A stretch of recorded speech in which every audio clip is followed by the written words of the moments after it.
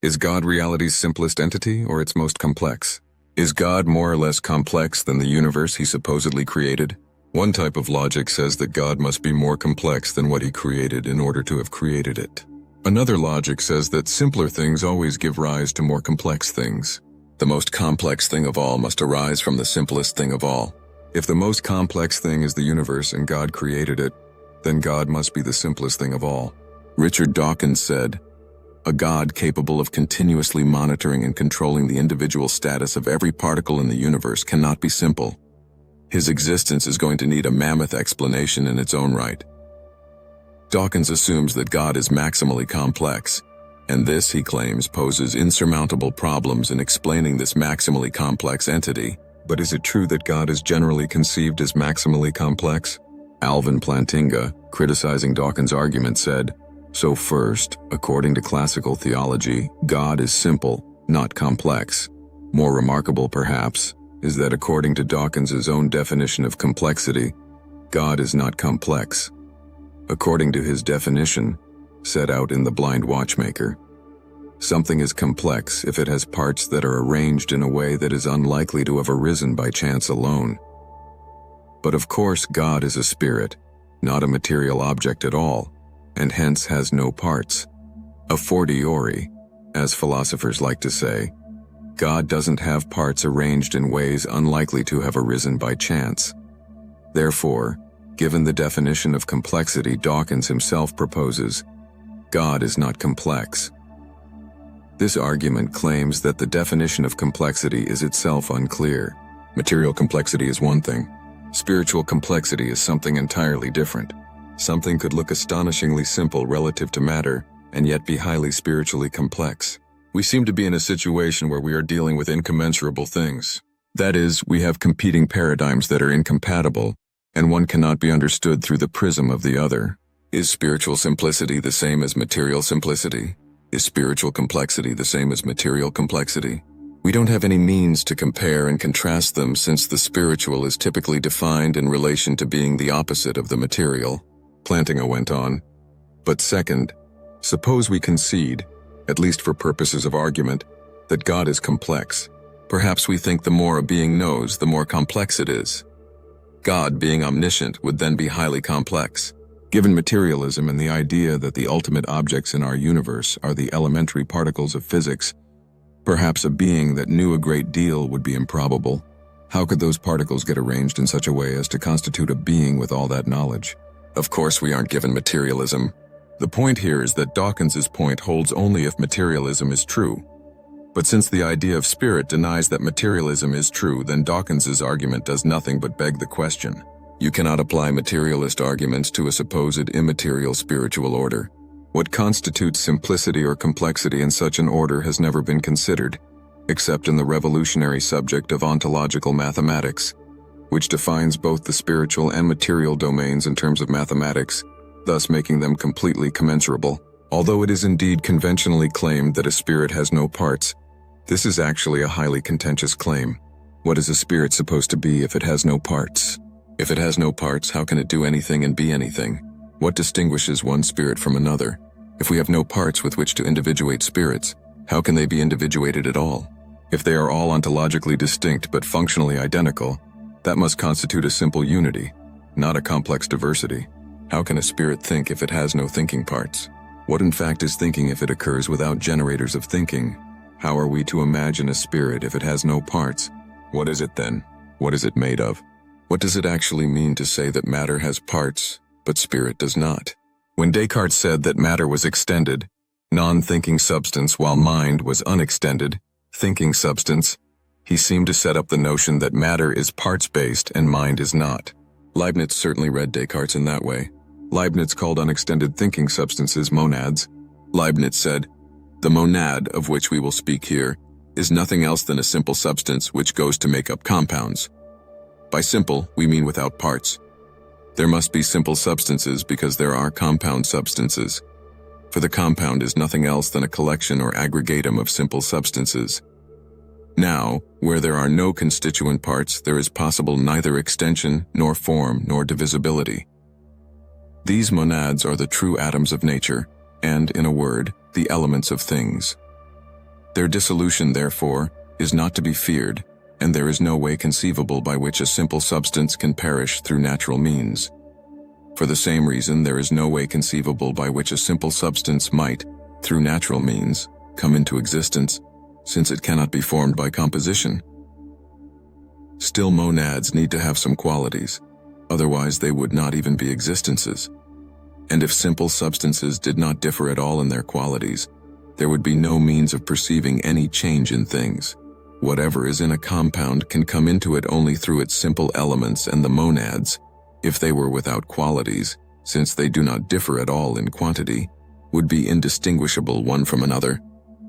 Each monad indeed must be different from every other monad, for there are never in nature two beings which are exactly alike, and in which it is not possible to find a difference either internal or based on an intrinsic property. Leibniz saw matter in quantitative terms and monadic minds in qualitative terms. So for Leibniz, monadic minds had no parts, but they had internal qualities, intrinsic properties, that distinguished them from other monads and allowed them to provide a unique contribution to a compound object. There is something of a problem here. What are intrinsic properties of monads if not internal parts? What was Leibniz really getting at? Well, we can imagine a body being made of atoms, i.e., parts. These are external parts. We could remove some carbon atoms from a body and replace them with other carbon atoms, and it would make no difference to the body. Individual atoms are not essential to the body. Now imagine a monad made of intrinsic, internal parts. These cannot be removed from the monad since they are essential to it. Think of your life as a slideshow of images. Your monadic definition, so to speak, would be the complete slideshow. Leibniz believed that God calculated and created the best of all possible worlds. In a sense, what God did was imagine every life that every monad could have, and then work out the lives that all monads must have, in order to arrive at the best possible world, judged in terms of the preponderance of good over evil. A world of only good lives would not be the best world. It would be sterile and bland and possess no moral value. There must be great evils as well as great goods to have a moral reality. Good must overcome evil. Great good must defeat the resistance of great evil. Leibniz imagined, we might say, a unique life, a unique slideshow, for every monad, each designed by God with the purpose of creating the best possible world across all of them, so no internal property of any monad could be changed. You can change the parts of bodies, but not of monadic minds. In that sense, they're not parts, or they're a very different type of part. Intrinsic rather than extrinsic.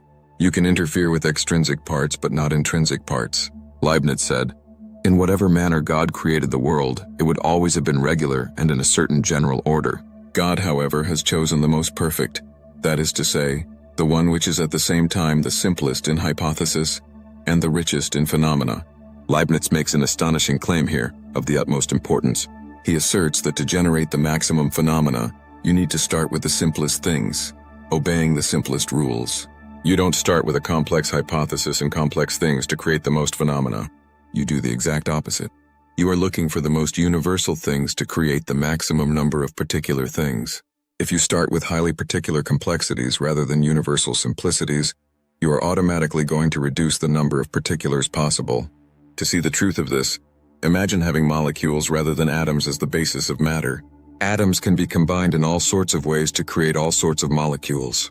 If you started with a set of basis molecules rather than basis atoms, i.e., with higher complexity, you would reduce the number of phenomena you could generate. Likewise, if you started with a basis set of words rather than basis letters, you could produce far less interesting books. With atoms, you can keep creating new molecules, and with letters, you can keep creating new words. You are not stuck with a fixed set of basis molecules or words. Using the idea that a monad can have intrinsic parts but not extrinsic parts, can we reach a new understanding of a Leibnizian monad? Can we define monads quantitatively rather than merely qualitatively, thus allowing us to link them to quantitative matter? Ontological mathematics demonstrates that the simplest, most universal basis entities are sinusoidal waves, aka frequencies. A complete set of frequencies constitutes one monad. Each frequency can be defined as an atomic, simple basis thought.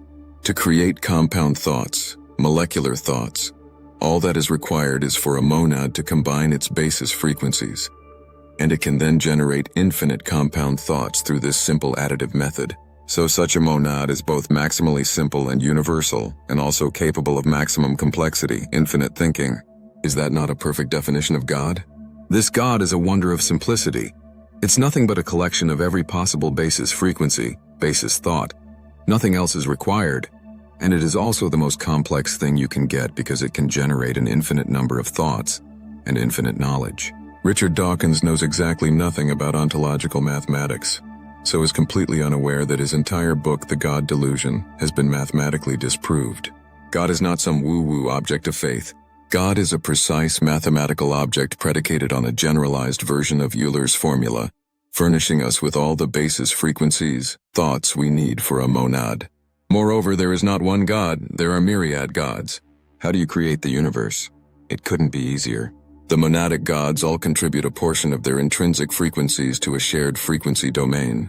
Via ontological Fourier mathematics, this mental frequency domain generates a material space-time domain, allowing minds in the frequency domain to exchange information with bodies in the space-time domain and control those bodies. The mind is not in the body. The mind is in a separate, immaterial domain, so survives the death of the body.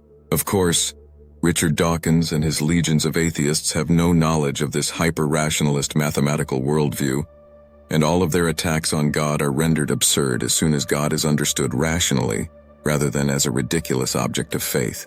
Forget Dawkins. Do the math. It's all in the math. God, spirit, and matter are all mathematical entities deriving from underlying basis frequencies, which are none other than basis thoughts. That is, everything temporal and contingent is thought into existence. Thinking is all there is.